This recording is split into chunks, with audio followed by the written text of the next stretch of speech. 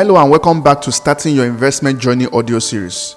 Of course, I believe that you've been following the story and you know what we have been building. By now, your confidence in investing is already building, right? And the way you are now is different from the way you are in terms of your understanding, your level of intelligence about investment. So you are growing. And we are still building, right? Now, in this particular episode, what we're doing is to talk about the roles of your portfolio. The roles of your portfolio. You have a portfolio, and in your portfolio, there are different things there. So why should we even have different things in your portfolio? Now, imagine that you are trying to build a football team. You wouldn't choose 11 strikers, would you? No matter how good the strikers are, even if they are excellent players, even if they are the best in the world, you will still need defenders, you will still need midfielders, you will still need a goalkeeper, right? Because different players perform different roles. That is exactly how a portfolio works. Now, imagine that a coach selects all defenders or all goalkeepers. No matter how good they are, you look at it and say, you need different people on the team, right? That's exactly how a portfolio works. A portfolio is not just a collection of investments. It's a collection of investments that are performing different roles. So every investment should have a purpose. Every asset should have a job. Just like every player has what they are playing. Is this person playing midfield? Is this person a striker? Is this person a defender? That is exactly how your portfolio is. So when investors get into trouble, it is often because they don't know what job an investment is supposed to perform. Now, let's look at 4 roles or 4 jobs that your investment portfolio should have. Number 1 is stability. This one is the foundation.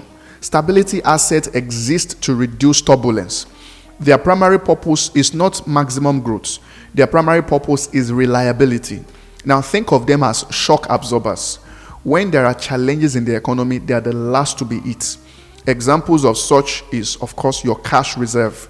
Always have cash, no matter what it is. Number 2 is money market fund.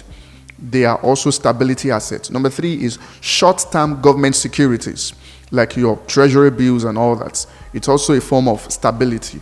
And high-quality debt instruments. They are also a form of stability. Now, these assets help you answer the question, what happens if everything goes wrong or if things goes wrong? So, because eventually things always goes wrong sometimes. So what happens is that stability assets don't usually make the headline, but they often help investors survive difficult periods. Like I said earlier, when difficult periods come, they are the last to be affected. So that is why you should always have stability assets in your portfolio. Number 2 is growth. The second role in your portfolio is growth. This is where wealth expansion begins, right? And this is the one that most people want to put everything into. So growth assets exist to increase purchasing power over time. Examples of growth assets are equities, growing businesses. When you start a business and you grow it, that is a growth asset. And some real estate investments, they are also growth assets. Now, these assets are expected to fluctuate more. They will increase in price, they will reduce in price. They are not as stable as your stability assets. So and that particular fluctuation is the price that is often paid for higher long-term return potential. Now, think of growth assets as the engine of the portfolio. Without growth, wealth may struggle to keep pace with inflation. Now, number 3, the third role is inflation protection. There are some assets you also get to protect yourself against inflation. Now, remember what we said about inflation earlier. Inflation quietly reduces purchasing power. So some assets help defend against that erosion. Examples of inflation protection assets are real estate, commodities, precious metals, businesses with pricing power. Businesses that as inflation rises, you also increase your price too, right? So they are also inflation protection assets, like your gold. Gold usually is protected against inflation, and most time real estate too, because as prices are increasing, as inflation is increasing, the value of your asset is increasing. If you are charging rent, the amount you charge for rent is also increasing. So they are protected against inflation. So these assets may help you preserve the real value when prices rise across the economy. Think of them as protective equipment. They may not always perform best, but they can become extremely valuable during certain economic conditions. And the fourth role in your investment portfolio is liquidity. Now, liquidity means accessibility. This one is you have some assets that you can quickly convert to cash if you need it. So how quickly can you access your money if you need it? So the role is often ignored until an emergency happens. Sometimes people put all their money into very, very illiquid assets until when they need money.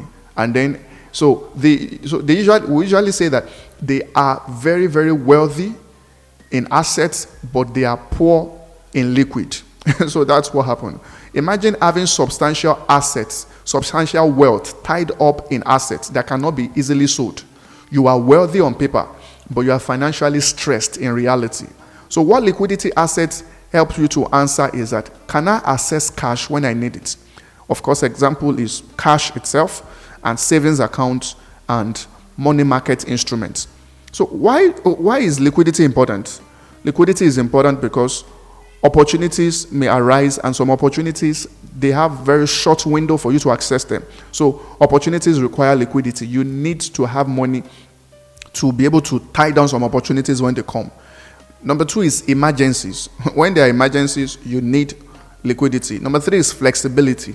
You need flexibility, right? And flexibility requires liquidity. Now, the mistakes that many investors make is that they allocate their entire portfolio into one role. Some focus entirely on growth, some focus entirely on safety, some focus entirely on maybe liquidity. But a well-structured portfolio recognizes that life requires multiple functions. Now, imagine that you have a family car. That family car is not expected to be the fastest race car. It's not expected to be the biggest truck. It's not expected to be the cheapest motorcycle or the most luxurious limousine. At the same time, different vehicles serve different purposes. That is the same way your investment is. So instead of asking, what is the best investment? You can ask yourself, what exactly am I trying to do at this time? Am I trying to grow? Am I trying to protect my wealth against inflation? Or do I need something I can easily convert to cash if I need it? What exactly? Or I need something that gives me stability over time. So that single question of what role am I trying to fill can dramatically improve your investment decisions, because it will help you in knowing which exact investment decision to make at the right time. The right investment for growth may be the wrong investment for liquidity.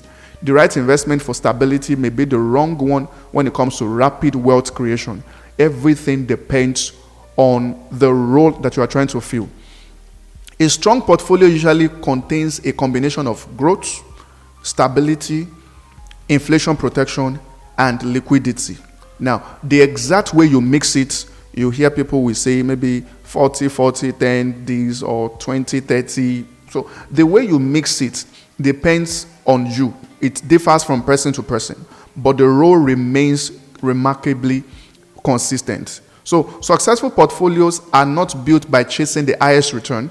They are built by assigning the right assets to the right jobs, right? So because investing becomes much clearer when every asset has a purpose. So that is what we have learned in this series. We have learned that investment is good, but diversification is very critical. We have also learned the different roles that different investments play inside a portfolio. The next thing we're going to do is to understand what happens over time. There is a concept called rebalancing, because even a well-designed portfolio eventually drifts away from its original structure. And that is why investors often talk about rebalancing. That's what we're going to talk about in the next episode. Thank you for listening. Always remember to learn before you invest. Remember to build before you buy. Remember to think long term. Thank you very much. I will see you in the next episode.